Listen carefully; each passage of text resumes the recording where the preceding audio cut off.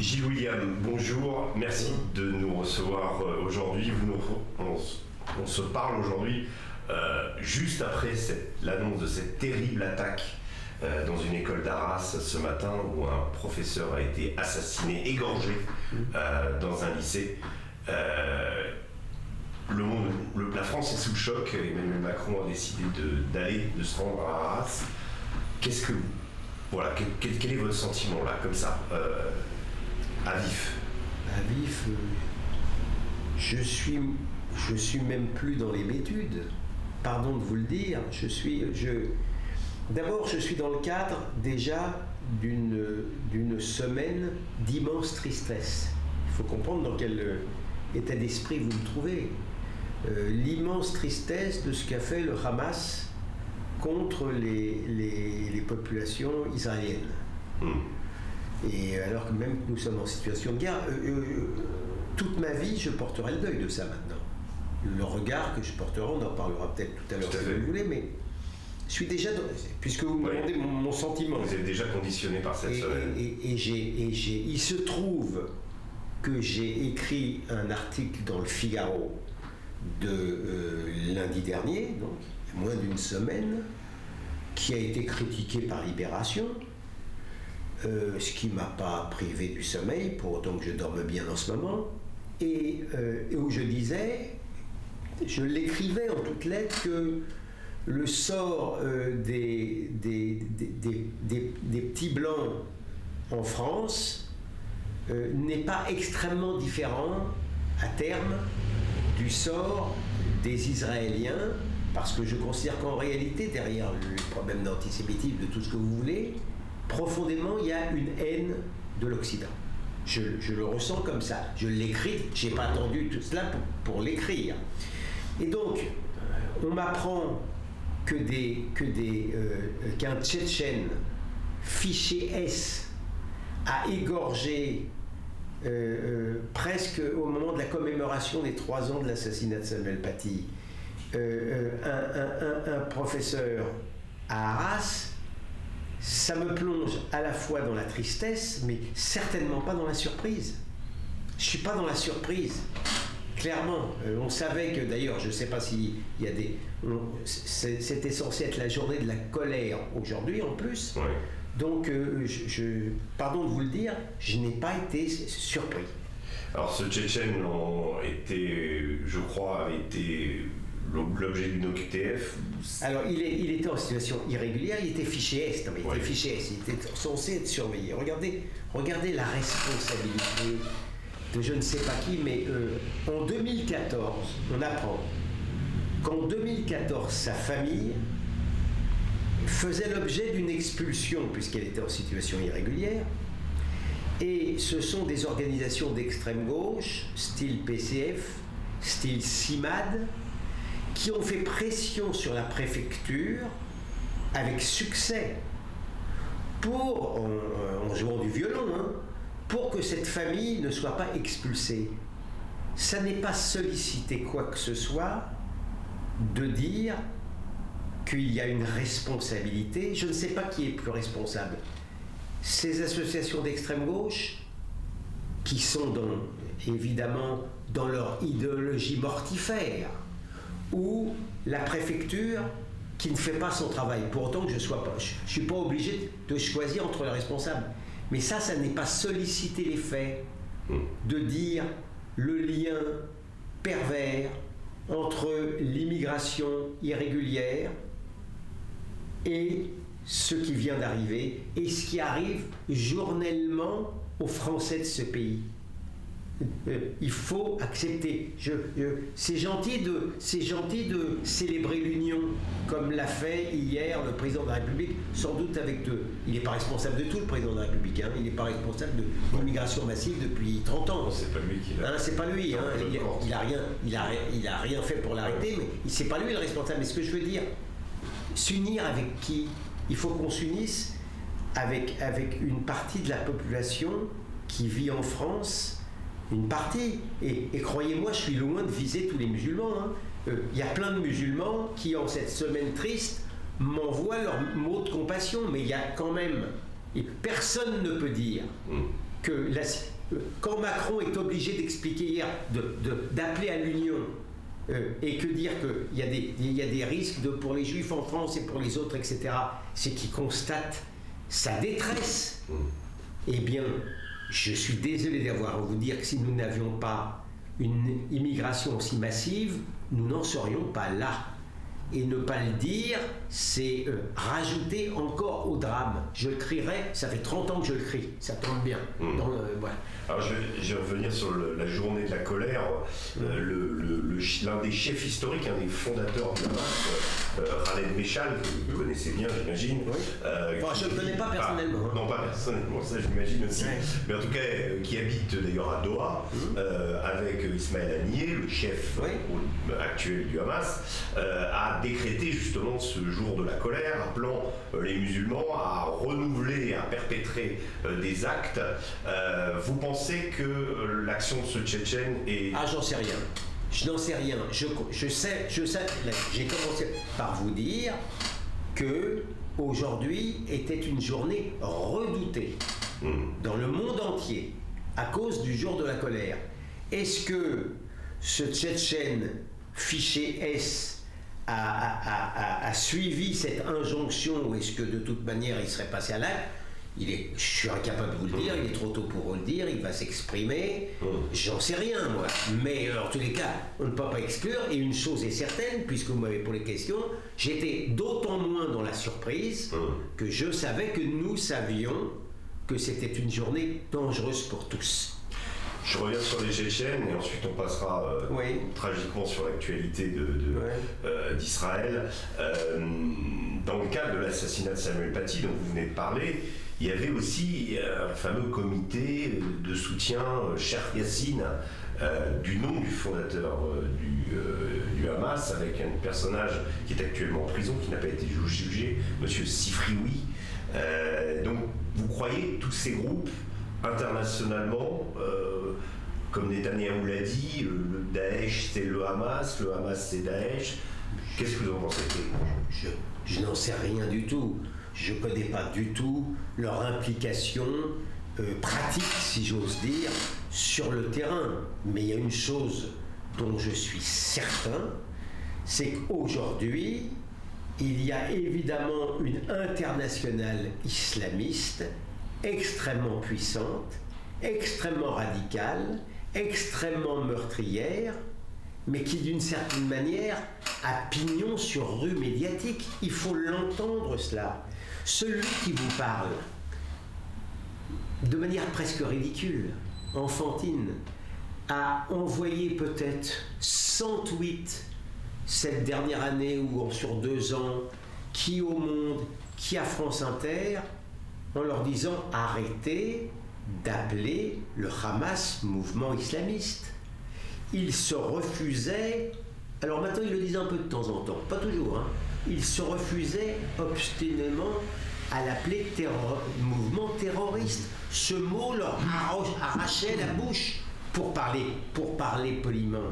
Plus grave encore, ou de la même farine. Aux États-Unis, vous avez un petit comité à Harvard qui a approuvé le massacre dans des conditions horribles d'hommes, de femmes et d'enfants.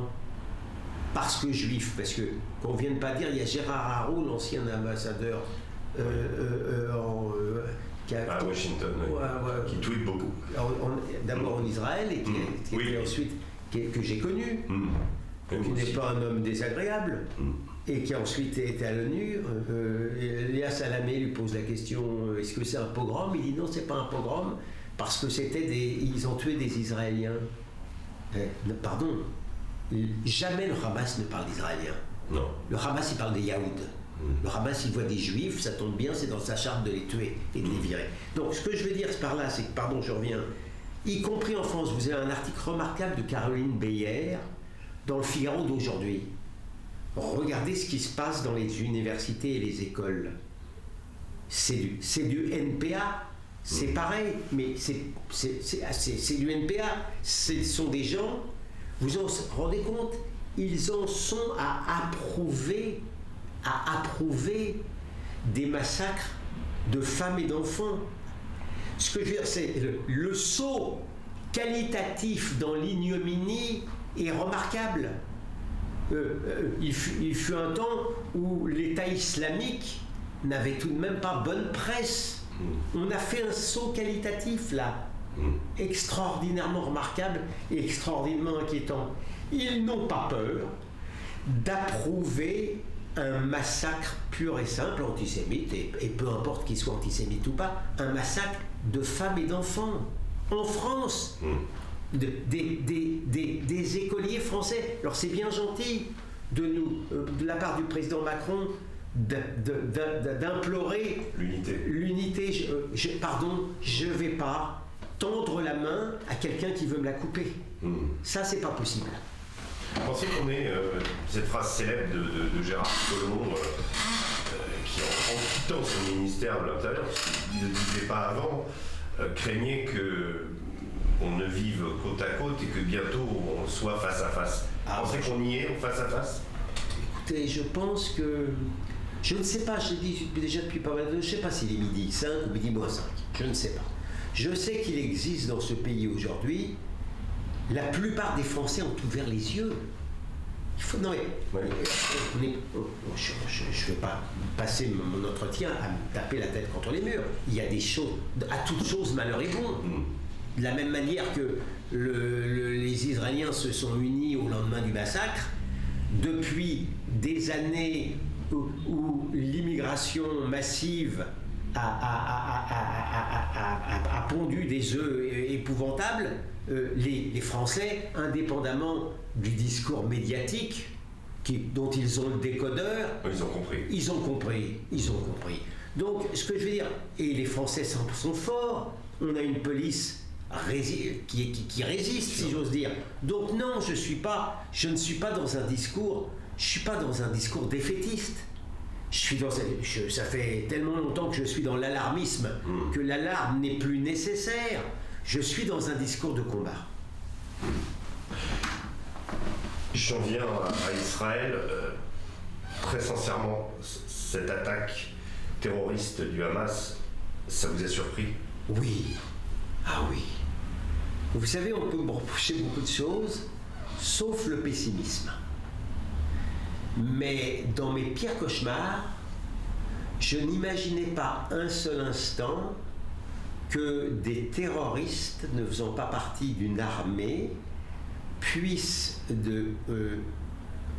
commettre une telle horreur sur le territoire israélien, massacrer tranquillement pendant des heures, non seulement que ce soit prévu, mais sans que ce puisse être évité, des milliers d'Israéliens. C'est un échec en race campagne du sionisme. Le sionisme a été établi, si j'ose dire, pour rendre sa dignité aux Juifs et pour les autoriser à se défendre, pour qu'ils soient en sécurité. Le sioniste qui vous parle, qui assume parfaitement son sionisme, vous dit qu'il l'a vécu, il le vit encore comme une terrible humiliation. Alors certes, il y a une très grande différence entre les Juifs de la diaspora et les Juifs d'Israël, c'est que les Juifs d'Israël se défendent et vont se défendre. Donc, mais toute ma vie maintenant, je porterai le deuil de ces gens-là et je serai dans la tristesse. Et dans 100 ans, si Israël existe encore, on commémorera ce massacre unique depuis la Shoah. Donc bien entendu, c'est un traumatisme au sens psychologique, politique du terme. Et j'ajoute que si, bien évidemment, je n'avais pas vu venir ce massacre, la division que je constatais au sein du peuple israélien, au sein de la société, je ne parle même pas de la classe politique israélienne, mais la division que je constatais, je la savais porteuse de très graves dangers, raison pourquoi je la vivais déjà, vous n'imaginez pas comment, extrêmement mal. Je comprends. Vous connaissez-vous des victimes? Non, je ne connais pas directement des victimes, mais il n'y a pas un Israélien qui ne connaisse pas quelqu'un qui a, par exemple, ma fille, sa voisine, qu'elle aime beaucoup, a perdu son fils de 30 ans dans le sud. Non, il n'est pas possible, donc, parce que c'est comme s'il y avait 100 000 morts aux États-Unis. Hein. Ouais. Donc il n'est pas possible qu'un Israélien ne connaisse pas quelqu'un qui a une victime. Ça, c'est pas possible. Alors maintenant, vous avez parlé d'unité retrouvée. Est-ce que vous connaissez des soldats qui vont aller sur le front? Oui. Quel est leur état d'esprit? Très combatif. Vous leur avez parlé? Oui, très combatif. Extrêmement combatif. Extrêmement déterminé. Ils vont jamais, vous savez, ceux qui vont aller à Gaza, s'ils pénètrent, mais ils n'y vont jamais la fleur au fusil, ni avec plaisir, mais déterminés, sûrs de la capacité militaire d'Israël, voulant une légitime revanche. Hein. C'est pas un gros mot, la revanche. C'est pas un gros mot. Hein. Mais non, il n'y a pas. À toute chose, malheur est bon, pardon pour ce truisme un peu vulgaire, mais parmi les rares causes de consolation, l'unité retrouvée du peuple d'Israël est la principale. Alors, unité retrouvée, seulement au lendemain du 7 octobre, Gédéon Lévy, dans le journal Haaretz, attaque Netanyahou.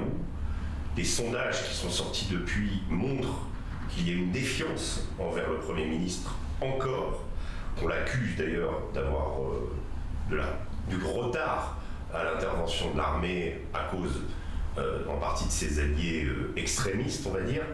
C'est nouveau, ça. D'habitude, Israël... Non, ça n'a rien à voir. Je ne suis pas en train de vous dire du tout que l'unité est retrouvée derrière le gouvernement. L'unité du peuple est retrouvée derrière son armée. Ça n'a rien à voir. Ça n'a strictement rien à voir. Je ne sais pas quelles sont les responsabilités de Benjamin Netanyahou. Une chose est certaine, force est de constater que son gouvernement, qui était censé protéger bien davantage les Juifs, c'était son argument principal. C'était son argument principal. Mais vous savez, celui qui vous parle a toujours été d'un état d'esprit de critique vraiment acéré contre l'ensemble du personnel politique israélien, pas parce que le député de la Knesset serait forcément plus con qu'un autre, mais parce que le mode de recrutement à la proportionnelle intégrale du personnel politique israélien fait que ce sont les petits partis disséminés avec leurs petits intérêts étroits, le type d'extrême droite, le type d'extrême gauche, le religieux orthodoxe, l'esprit de boutique qui sont favorisés. C'est le Haver Knesset, le député moyen. Je ne suis même pas sûr qu'il soit aujourd'hui à la hauteur du député moyen français, LFI compris. Vous avez vu à quel point le niveau de l'Assemblée nationale a baissé. Oui. Eh bien, je vous dis que je crois que c'est encore pire. Il me semble que c'est encore pire. Et pardon de vous dire, je viens de vous dire que la France était dans un état d'insécurité totale. Je pense que Israël, c'est encore pire. Je veux dire, c'est un luxe. La proportionnelle intégrale est un luxe indécent, comme la division est un luxe indécent. Donc, je ne connais pas. Gédéon Lévy, c'est un type d'extrême gauche depuis toujours. Même quand les gouvernements allaient bien, il était contre non seulement le gouvernement et son pays. Ça n'est pas l'exemple le plus merveilleux que vous prenez là. Hein. D'ailleurs, il y a eu des articles dans Haaretz de gens différents qui sont. Oui, bon, liberté de la presse, appréciable. Mais non, mais c'est cette attaque au lendemain rendant presque responsable Benjamin Netanyahou, presque autant que le Hamas. Très sincèrement, pendant la guerre de Kippour, les Israéliens n'était pas très content non plus de Golda Meir. Golda Meir, bien sûr. Elle a dû démissionner d'ailleurs un an après. Et un an après, et encore, la commission Agradat qui l'a jugée ne l'a pas considérée, elle, comme directement responsable. Mais il y aurait beaucoup à dire. Donc, mais oubliez ça, c'est pas, l'aspect politique est très c'est là, le peuple est derrière son armée. Bien sûr. Il n'y a pas de doute là-dessus. Juste dernière question sur la politique et sur l'évolution d'Israël. Vous avez parlé de ces divisions qui vous étaient douloureuses avant, c'est le terme que vous avez utilisé, avant le 7 octobre. Est-ce que on peut dire que ça a été une des raisons aussi invoquées, qu'il y a eu une forme, je dirais, d'abord la situation géopolitique, une sorte d'accalmie avec la Jordanie, de relations excellentes avec l'Égypte, ces pays arabes qui avaient renoué des relations diplomatiques avec Israël, Bahreïn, avec des Émirats, Maroc et bientôt Arabie Saoudite. Tout ce climat finalement est ajouté à ça aussi des divisions internes qui ont focalisé les Israéliens les uns contre les autres, une évolution de la société avec un Jérusalem religieux et des fêtards de Tel Aviv, on va dire, dont la tragédie a voulu qu'ils aillent fêter juste à côté de la vente. Tout ça, finalement, montre peut-être une fragilité d'Israël. Non, alors... Jamais les Israéliens, en ce moment, donc à l'époque, là où ça s'est passé, n'étaient dans une situation extatique au plan sécuritaire. Parce que certes, ils étaient très sûrs, et à juste titre, j'ose le penser, de leur armée, mais ils avaient une recrudescence des attentats en Cisjordanie et le danger du Hezbollah au nord. Donc non, ne croyez pas ça, mais c'est encore pire, et je l'ai écrit ça, c'est encore pire. Nonobstant ces dangers qui perduraient, la société israélienne, vous savez, le monde est un village. C'est un village, le monde. Ne croyez pas qu'Israël, c'est un État comme ça. Ils vivent, ils regardent la télé, ils regardent les films de Netflix, c'est pareil. Pardon. C'était d'une certaine manière une opposition du Tel Aviv woke, gay-friendly un peu, et de la Jérusalem austère. D'un côté, vous avez des types qui n'ont pas envie de faire l'armée spécialement, ils sont pas des sionistes invétérés, ils pensent à autre chose. Et puis de l'autre côté, dans la Jérusalem, vous avez aussi des ultra-orthodoxes qui font tout pour ne pas faire la guerre. Et ces deux camps-là commençaient à, je ne dis pas à se détester, mais à s'insupporter les uns les autres. En plus, dans le cadre, encore une fois, d'un système politique qui ne faisait rien pour rendre les choses les plus harmonieuses. J'ai vu Benjamin Netanyahou à Paris il y a un mois et demi, 2 mois, je crois. Franchement, je vous ai décrit le système politique israélien. Benjamin Netanyahou, sur le plan intellectuel, de l'intelligence, de la force de persuasion, c'est ce qui se fait de mieux. C'est ce qui se fait de mieux. Et croyez-moi, ne le prenez pas non plus comme un partisan absolu des territoires occupés, etc. C'est un pragmatique beaucoup plus qu'on ne pense. Beaucoup plus qu'on ne pense. Et alors, en tant qu'homme de loi, comment vous avez réagi à sa tentative justement de mettre en coupe réglée la Cour suprême ? Non, mais vous savez, faites attention à ça. On a le droit de ne pas apprécier le gouvernement des juges. J'observe qu'aux États-Unis, ceux qui critiquent le gouvernement des juges, qui se mêlent de l'avortement, ne sont pas considérés comme scandaleux. Mais j'ai considéré, d'une part, que cette cause de division n'était pas... c'est un luxe. Et puis surtout, j'étais pas là-dedans quand je parlais avec Bibi. C'était pas ça. Ça n'était pas ça. C'est que compte tenu du système pervers électoral qui est encore une fois une fabrique de crétins et d'escrocs. C'est ça. Il était prisonnier de son extrême droite, des religieux, et sauf à perdre le pouvoir, lui, il était, croyez-moi, il n'était pas là-dessus, mais il était prisonnier, les mains liées.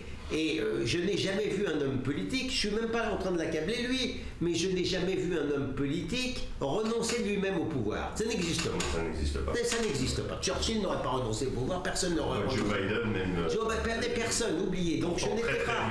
Je lui disais que ce gouvernement d'union nationale, enfin son gouvernement, pardon, d'union là, il était invendable. Alors il m'a opposé le fait que Lapide, son prédécesseur, était allié avec un parti arabe antisioniste. Moi, je trouvais d'ailleurs plutôt bien qu'on les ramène dans le... Mais je n'étais pas là-dessus. Je lui expliquais qu'il était invendable, par exemple, à l'international. Donc, j'étais, avant cette histoire-là, très malheureux de la situation en Israël. Très malheureux. Très bien. Maintenant, on va venir sur les racines. On va essayer d'explorer, ce sera la dernière partie, les racines de cette haine qui a déferlé sur les kibboutz du sud d'Israël, avec ces massacres, cette éradication, cette volonté d'éradiquer les gens qui habitaient là. On parle beaucoup depuis, et même on en parle beaucoup depuis des années, de ces fameux accords d'Abraham. Est-ce que finalement, on se rend compte aussi, je vois les propos de Villepin sur France Inter, qu'autour de la table, il manquait quelqu'un, les Palestiniens. Mais on a voulu faire des accords qu'on séduit des pays arabes, mais le fond des Palestiniens, ils avaient été mis sous le tapis. Non? Mais pardon, là ça n'a aucun sens ce que dit Villepin. En tout cas, si c'est pour reprocher quelque chose aux Israéliens. Je pense pas qu'il le fasse dans cette... Non, mais ce que j'essaie de comprendre pourquoi. Mais comme vous savez, pour beaucoup de choses, il faut être deux. Vous parlez à quelqu'un qui n'a pas la religion des territoires. Je ne verrai aucun inconvénient à rendre Hébron pour une paix définitive. Je ne l'ai pas, moi, cette religion. Je ne l'ai jamais eue, et je vais même aller au fond de moi-même. J'aurais préféré, un peu comme Elie Barnavi, qu'il n'y ait pas d'implantation, et que les Israéliens gardent les territoires contestés comme un glacis stratégique en mettant uniquement l'armée. Une année, 10 ans, 100 ans, 200 ans. Je n'ai pas d'état d'âme, hein. Mais maintenant, il y a tellement de gens dans les implantations que c'est infiniment plus difficile. Bien. Mais c'est un raisonnement qui, en vérité, n'a pas beaucoup de sens, parce que moi, j'étais très favorable aux accords d'Oslo. Les gens qui sont venus me voir, les gens qui ont fomenté les accords d'Oslo, et ils m'ont expliqué à moi. J'étais président de France-Israël, ils m'ont expliqué à moi, je trouvais ça bien, moi. Et je leur ai dit, mais qu'est-ce qui se passe si jamais ça ne marche pas? On arrête. Là, je suis tout à fait d'accord. Ce qui s'est passé avec Rabin, le pauvre Rabin, il était complètement... Barak était un peu plus sceptique, mais Rabin voulait tenter cette chance inespérée. Rabin non plus, comme moi, il n'avait pas la religion des territoires. Vous le souteniez? Mais corps et âme. Corps et âme. C'était un homme de paix, c'était en même temps un patriote dur. En plus, un militaire. Un militaire talentueux. Mais la réalité, c'est que nous n'avons jamais eu de partenaires. Vous parlez de Hamas. Le Hamas, ah oui, mais il y a l'autorité palestinienne. Mais le Hamas, c'est pas des Palestiniens. Ce sont des islamistes qui n'ont même pas la notion de territoire. Ils voudraient que le monde entier soit musulman. Mais même un parti... la réalité, je vais même aller au fond des choses. Les Palestiniens ont un très bon dossier. C'est pas moi qui défends le droit des autochtones français à ne pas être submergés par l'immigration. Moi, si j'avais été un arabe de Palestine, dans les années 1930 et que j'avais vu des juifs arriver, même sans être antisémites, en me disant ah bah oui mais il y a des pogroms, vous comprenez, je les aurais pas, j'aurais trouvé ça un peu étrange s'ils arrivaient en nombre. Ils ont un très bon dossier, comme les juifs ont un très bon dossier sur le plan historique. Ils ont trouvé un pays en ruine, qui était maltraité. Ils ont fait un truc de formidable. Ce sont deux droits égaux, sauf que, pour dire, je suis même pas dans un jugement de valeur.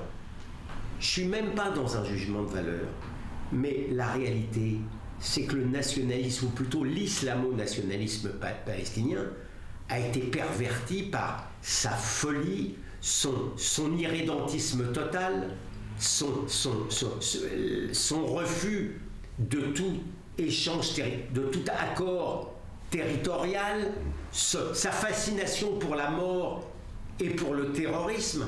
Le nationalisme palestinien a été perverti dès le départ. L'autorité palestinienne, je termine là-dessus. Yasser Arafat avait quand même historiquement dit on abandonne l'idée de l'éradication de l'État d'Israël. Et en même temps, oui bien sûr. Non, et en même temps, il l'a fait, et devant les caméras. Et en même temps, il allait, détrompez-vous, en même temps, il allait dans la mosquée de Johannesburg, qui ne savait pas qu'il était enregistré, il les expliquait pour rassurer les ouailles, il dit nous allons leur fabriquer un piège à miel. La réalité, il est là.